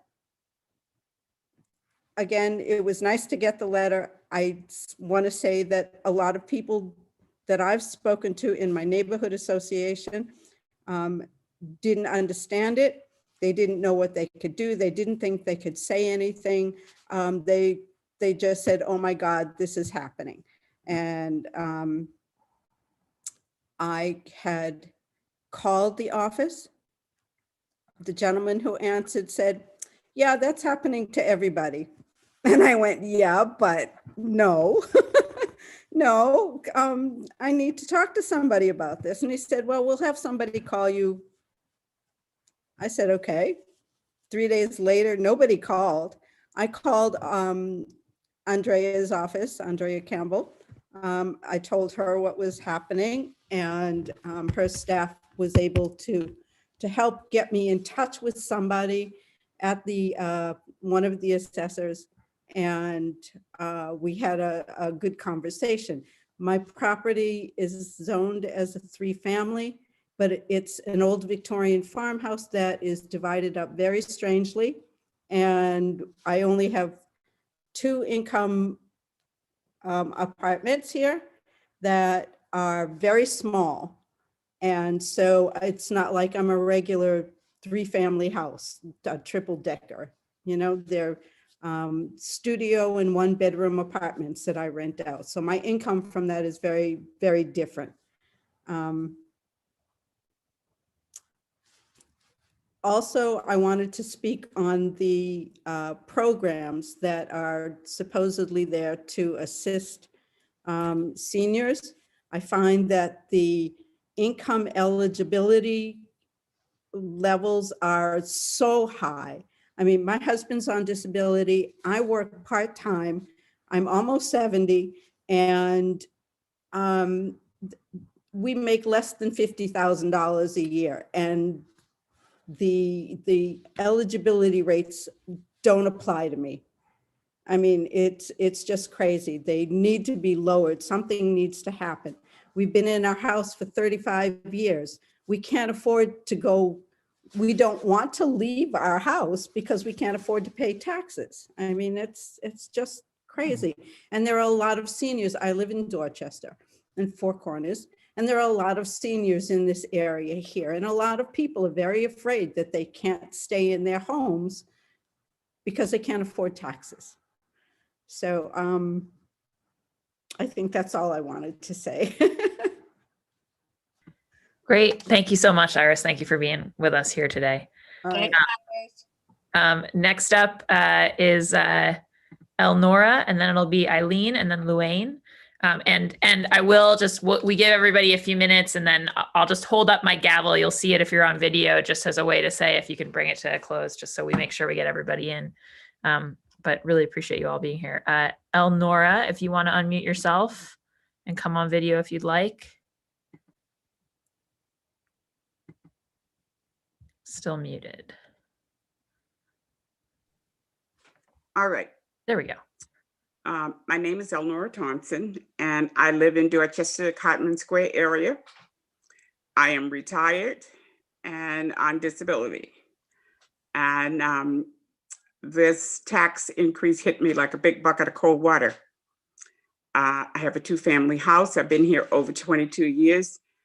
And I have a tenant who is currently not working, so there's no rental income coming in. So I am very worried about this increase. And I've talked to a lot of my senior neighbors, and we are all at the same opinion. We are struggling just to keep up. And I don't qualify for a lot of the programs because my income is not that high. And my Social Security is not going up, and my pension is definitely not going up. So, and I called H Strong and discussed the tax bill with them. Then I called the tax office, and there was a young man down there. He was very nice, but he explained it, but I really didn't understand. It's really a big blow to all of us seniors, especially in the Cotman Square area, where the property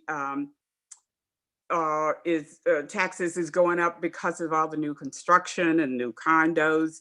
And I know we're going to be hit hard with that. So thank you. Thank you so much, Elnora. Thanks for sharing. Next up is Eileen Smith, and then it'll be Luanne O'Connor, and then Eric Olson. Eileen?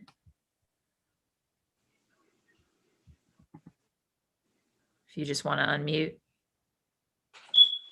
and turn on video if you would like to be on video.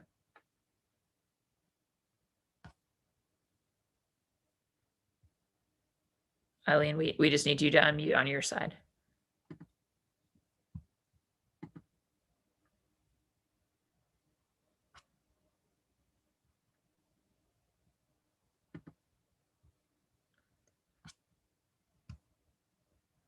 Okay. Eileen, I think I'm going to wait. I'm going to jump to Luanne, and if you're able to unmute, we'll circle back to you. So Luanne, do you want to go next?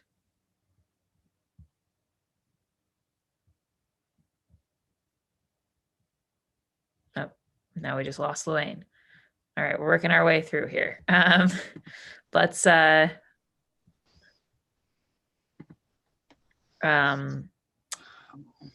Eric, I think we're going to go to you now. Eric Olson. You have the floor. Great. Oh, can you hear me okay? We can hear you great. Great, that's awesome. So thank you, Councillor Flynn and everybody. I know this is a really kind of tough issue. The more I get into it, and I look forward to getting to know you better, Councillor Flynn. So I'm representing my community here of 250 people. We live at 150 Dorchester Avenue. I definitely want to, I appreciate this is affecting everybody differently, but it's definitely, I want to remind people that they representing all constituents, not one class over another. Definitely deep ties in Boston. All my grandparents are born and raised here, raising two little girls here. It's not an easy city to raise children. It's very expensive, and the schools aren't up to par as they could be. So, the striking thing for me is I have a background in computer science and finance, and when I downloaded all of the MLS data from 2019 for our building and compared it to our tax assessments, it was 30% higher than actual market sales. When I reached out to my friends at Zillow, they said they've dropped Boston city assessments from their algorithms because they are significantly unreliable inputs to real world market values. And now that I'm hearing kind of how these algorithms are built, it just sounds like there's a crazy thing going on here as far as how do you determine values of properties, and people are reaching out to me in the building. Everybody's losing their jobs right now. It's not one class over another. It's COVID's really going to change this landscape of city living. So I think you just need to make it more clear about how is this calculated actually, and it needs to be documented. And it seems like there's different tranches of things going on here. You also need to make it clear what we're getting for our taxes. It took me over a year to get a city light installed and crosswalks painted in our area.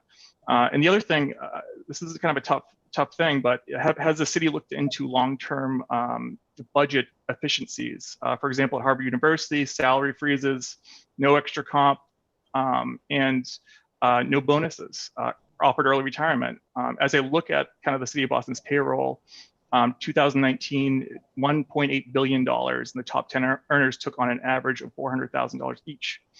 So I think we need to attack this from multiple angles. I just really, I like everybody here, no matter who you are, was kind of like, holy crap, how can taxes go up by 30% and be off of actual market values? So that's kind of what I wanted to bring to the table, and I look forward to discussing it further and understanding how we can solve this together. Great. Thank you so much, Eric. And thank you for representing all your neighbors. I see Luane, so we're going to go back to her, and then I will give an opportunity to Eileen if we can get her, and then we'll go to Joanne and Rick. So Luane, you have the floor. Okay, can you hear me?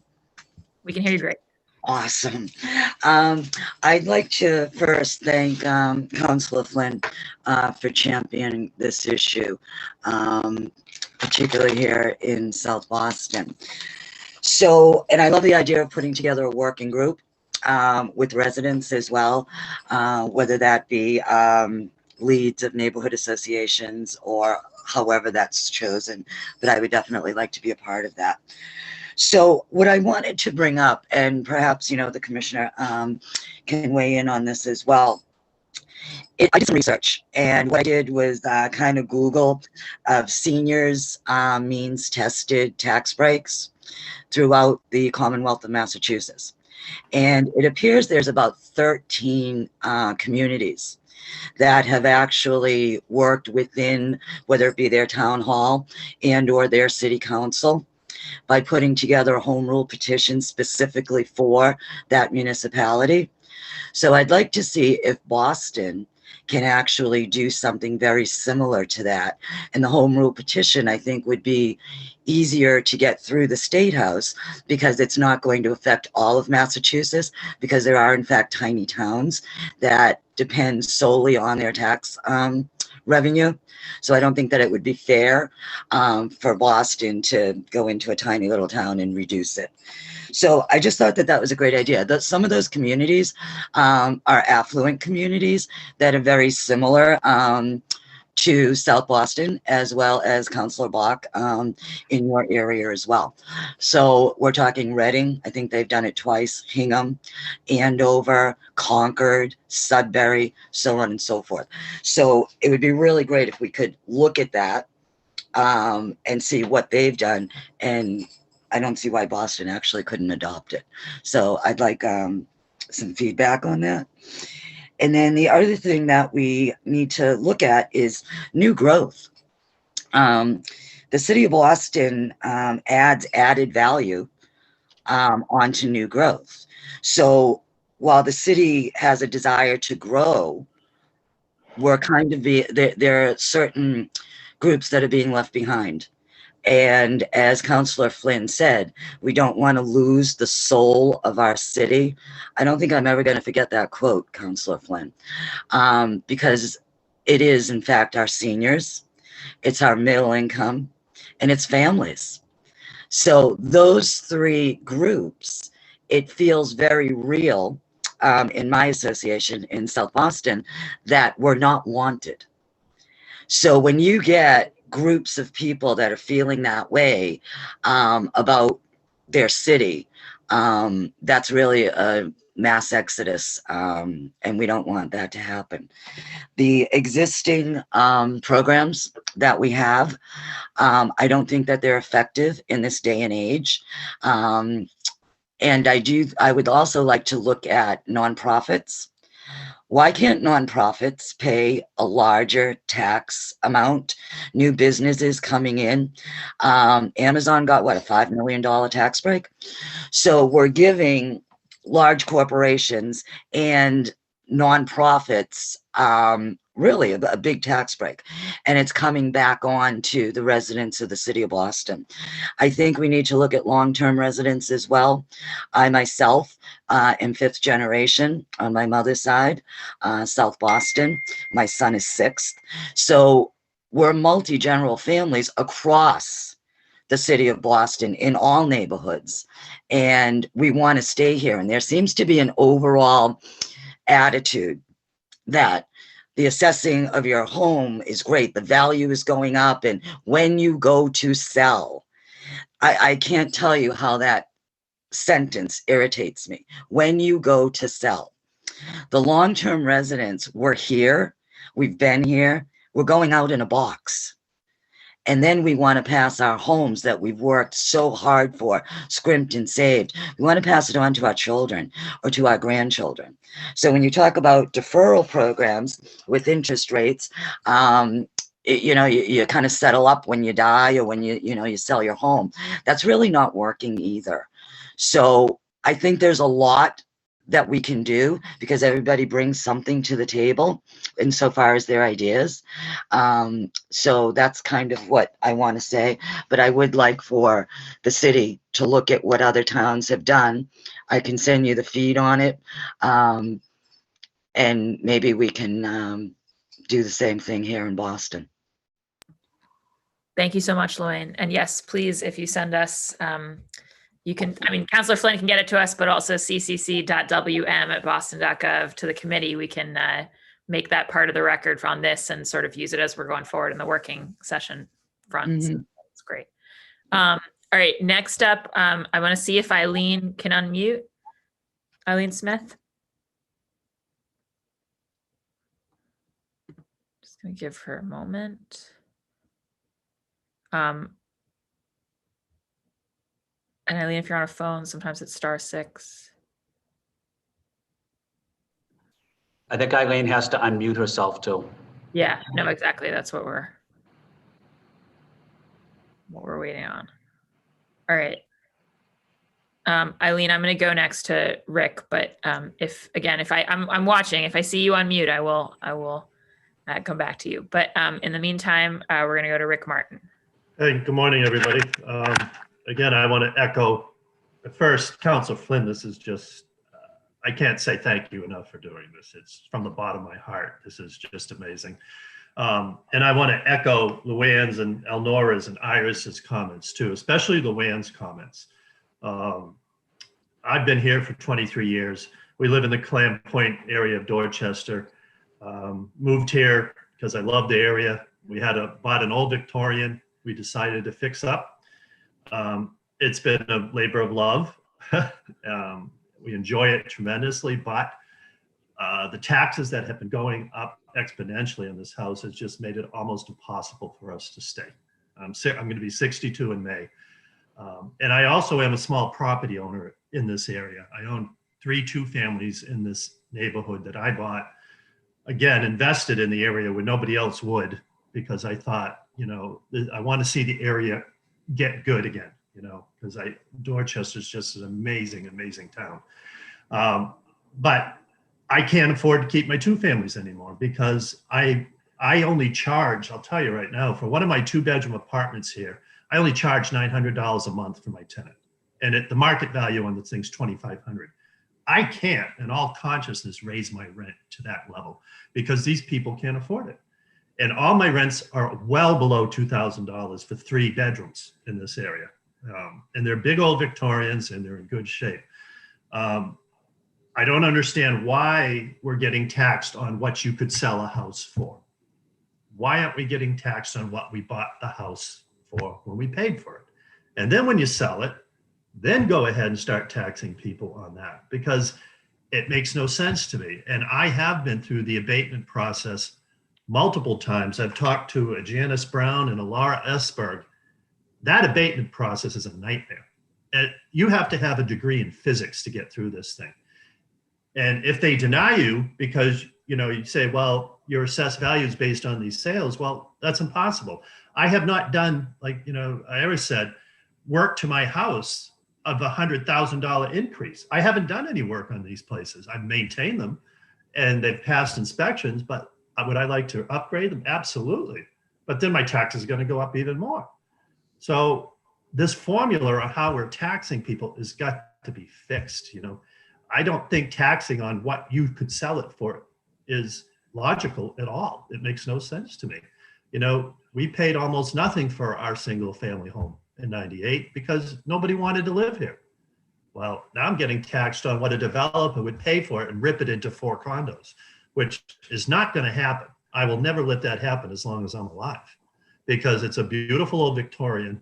And it's the first house that was built in Clam Point in the early 1800s, the very first house. So the historical significance of this house is huge, but what's going to happen in 2 or 3 years when I start collecting Social Security? I can't afford to stay here. Neither can my family. It's just horrible. So I welcome the thought of, especially the abatement process, like I said, because if they deny your abatement, you have to pay money to go to the state. Hundreds of dollars, file that, and then you get hearings. Well, for the last 2.5 years, guess what? I've not had a hearing because they keep delaying it. So my taxes keep going up. I'm paying all this money, and I keep getting these notices from people over an assessment. Well, we have to delay it. We have to delay it. And for the normal resident, a senior, to go through this, thankfully, I've got, some of the education to be able to get through this. But for 90% of people who don't understand this, it's pretty damn intimidating, guys. But, I would welcome to be part of any sort of panel to talk about this. And especially let my tenants speak up, because, one of them came to me the other day and just was so grateful that I've kept her rent on a 3-bedroom apartment at $1,500 for 4 years. But that's going to stop quick because I can't pay my mortgage. So when you're looking at these values on people who own primary residence, you also got to look at people like Iris, who has a 3-family, and she's getting killed on taxes with no income coming in. And you've got to give relief to the small property owners who are trying to keep rents low and also keep people in their homes who have been here. I've had tenants for 15 years. But some of them are starting to leave because they can't afford, I haven't raised the rents, but they can't afford other things that are happening in the city. It's a disaster waiting to happen, folks. And hopefully, this type of panel and all you guys get people together and we can work something out. That's it, Kenzie. Thank you so much, Rick. I really appreciate that, and really agree that we talk a lot about ways to keep rent reasonable and sort of formal affordable housing. And there's a lot of informal rent control that's happening through landlords with a relationship with their tenants. And I think the idea of, it's an interesting question. The commercial assessments generally are determined based on kind of the income coming in, like a sort of survey of the leases, but residential, it's based on sales. And I think trying to think about creative ways, and again, it might involve state action, right? But think about what's the best thing to send to the state, something that rewards landlords who are holding their rents at that more reasonable rate in this. Absolutely. That would be wonderful. Really interesting way to go. I see Eileen. Hi. Eileen, well, I don't see you, but I see that you're unmuted. So let's go to you next. Hello. Sorry for the delay. Thank you, Councillor Flynn and the elected bodies. Similar to, I have sent a letter as well. I don't know whether or not that is going to be read. So just to be brief, my sentiments are similar to Iris DuPont. I am in a family house. My sister and I are joint owners, both retired. A tenant who has no job and got hit with a $5,600 tax increase, which is absolutely really unacceptable, unbearable. As far as applying for, any type of relief, I believe that the connected incomes all automatically disqualify us for additional exemptions. I do believe that, I'm sorry, can you folks in fact hear me? I'm sorry. Okay.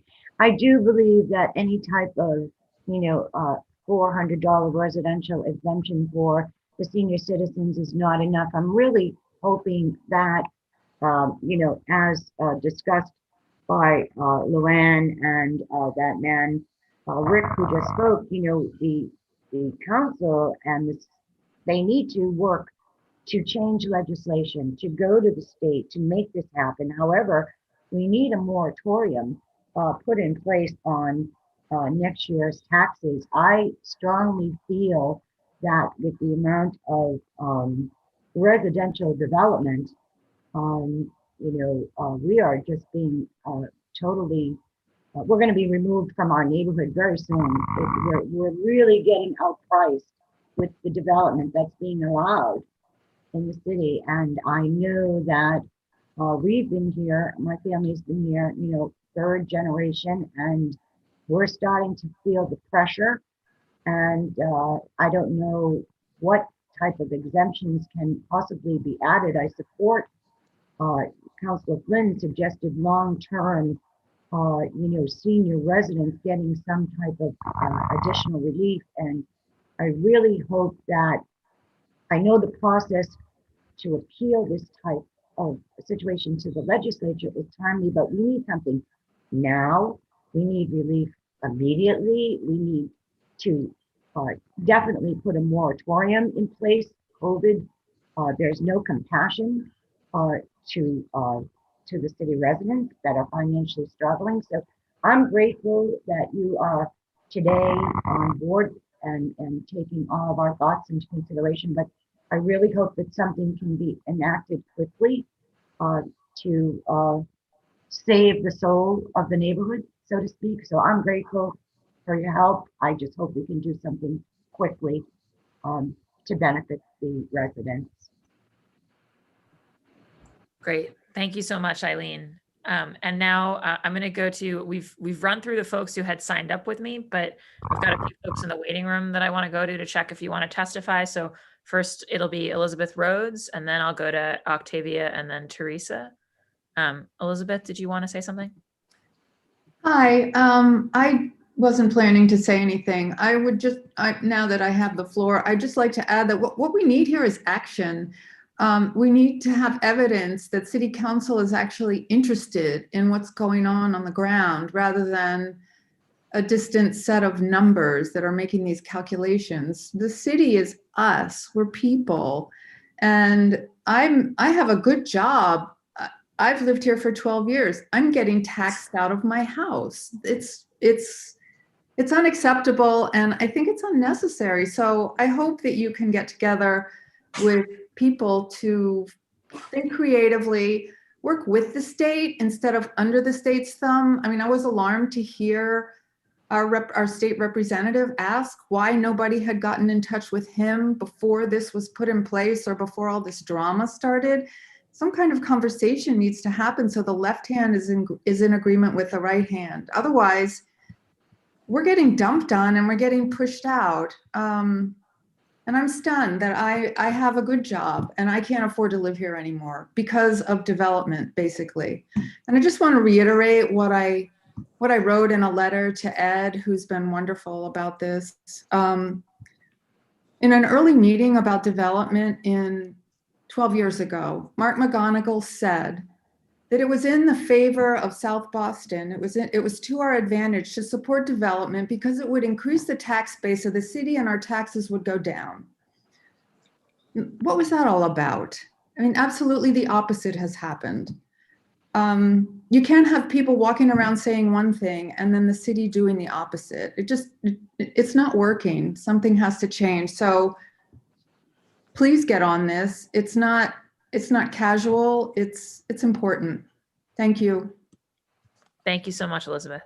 Octavia, did you want to say something?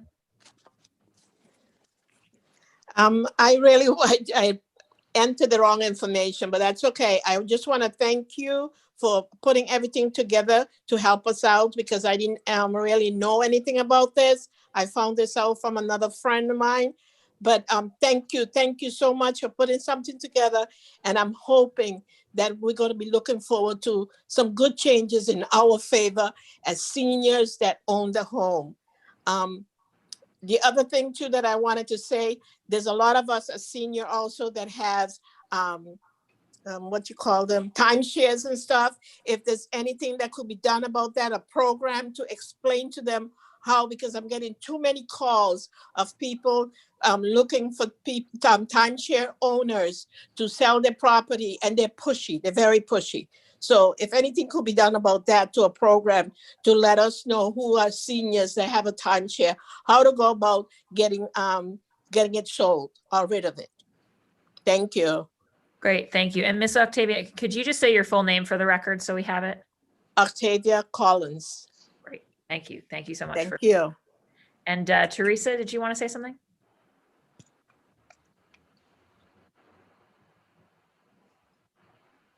All right, then the one person, I'll wait if Teresa's got something, and then otherwise I've got somebody who's still under Galaxy S10 Plus in attendance, but did you want to say anything?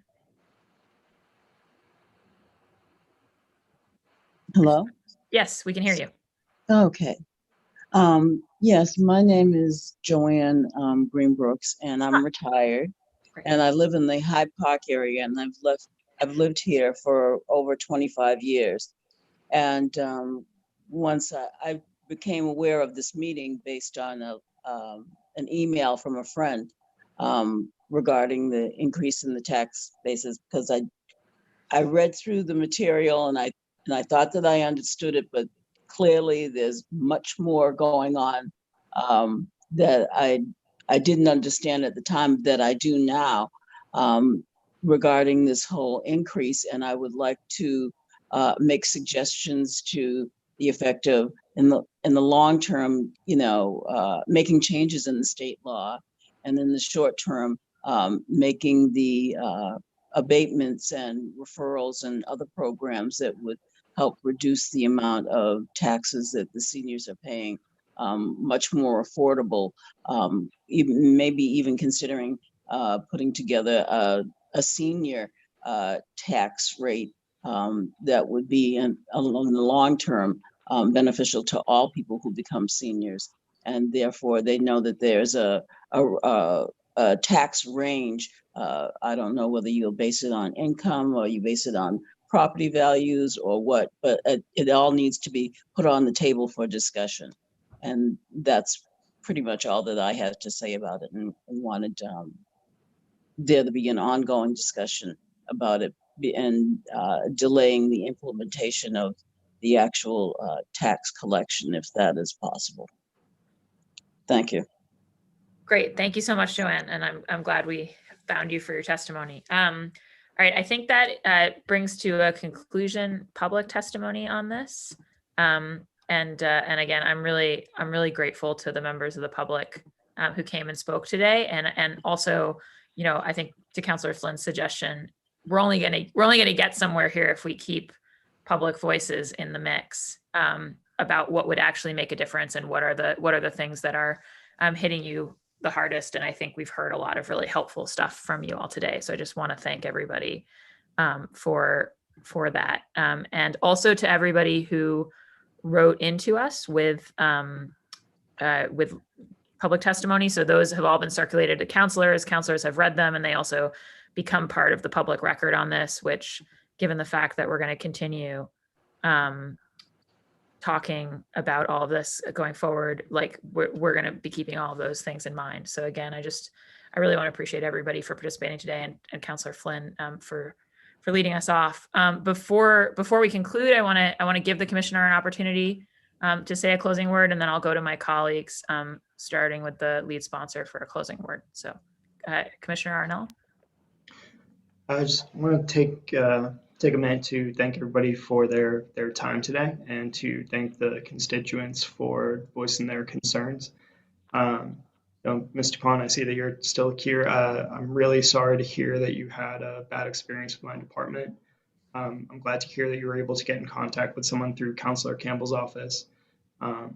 It sounds like based on the income limits that you kind of mentioned that you might qualify for some of our programs. So I would encourage you to, hopefully it was just a one-off bad experience. So I would suggest that you call our Taxpayer Referral and Assistance Center to kind of talk through the details of some of those programs to see if there's something that you can take advantage of. Because all of our exemption programs they're there for people to take advantage of them. Like I want as many people as qualified to take advantage of them because that's why they exist. And I want to thank all the constituents as well that commented about, other programs and other home rule petitions and other municipalities. And I think that is something that is worthwhile for us to take a look at to make sure that we're always kind of staying on top of these issues. So I just want to thank everybody for their time and thank the council for having me. Great. Thank you so much, Commissioner. Councillor Flynn, I think a number of councillors just had to go to 11 o'clock. So I think we've just got you for a closing word and that's appropriate as a lead sponsor. So please. Thank you, Councillor Bach, and thank you, Commissioner Arenello.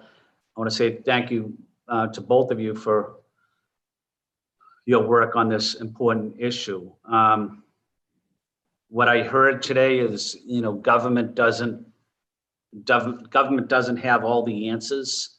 In listening to the testimony of residents across the city, they provided some excellent feedback, recommendations, a path forward.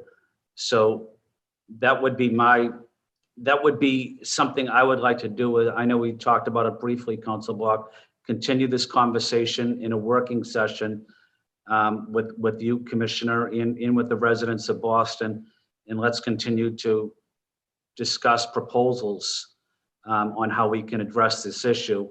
And, this isn't about blaming anybody. It's not placing the blame on the state or the federal government or the city government, but it's about coming together to see how we can solve a problem. So we might want to get some of our colleagues from the state government as well to weigh in. Again, some people from some residents and city officials, state officials. But what's important is listening to the residents, and the great feedback we received today will be helpful to us as we move forward. Again, thank you, Councilor Bach. Thank you, Commissioner Arenello. And I always say, and it's not just a cliche, but Boston works best when we work together. And that's what I saw here today. Thank you, Councilor Bach. Thank you so much, Councillor Flynn. Yes, and I think definitely we should keep this docket in committee and have a working session. And I think in between times, we've got a bit of work to do. Both we'll be sending some data requests over to assessing per some of the things that colleagues said today. And then also I think that, look forward to working with your staff and others around some of the things that came up today. I think we could probably sort of write down as like a few types of options for the types of programs that we might be thinking about, and have something for us all to be talking about around a table or a virtual table in a working group context with the residents. But I just want to strongly echo your thanks to all the residents who made the time today to listen and then to speak and really talk about what the experience looks like for you on the ground in our neighborhoods. So thank you to the lead sponsor and to the commissioner. And I should say to Pam from the Municipal Research Bureau for being here earlier, and all of our colleagues. With that, this hearing of the Ways and Means Committee of the Boston City Council is adjourned. Thank you all. Thank you.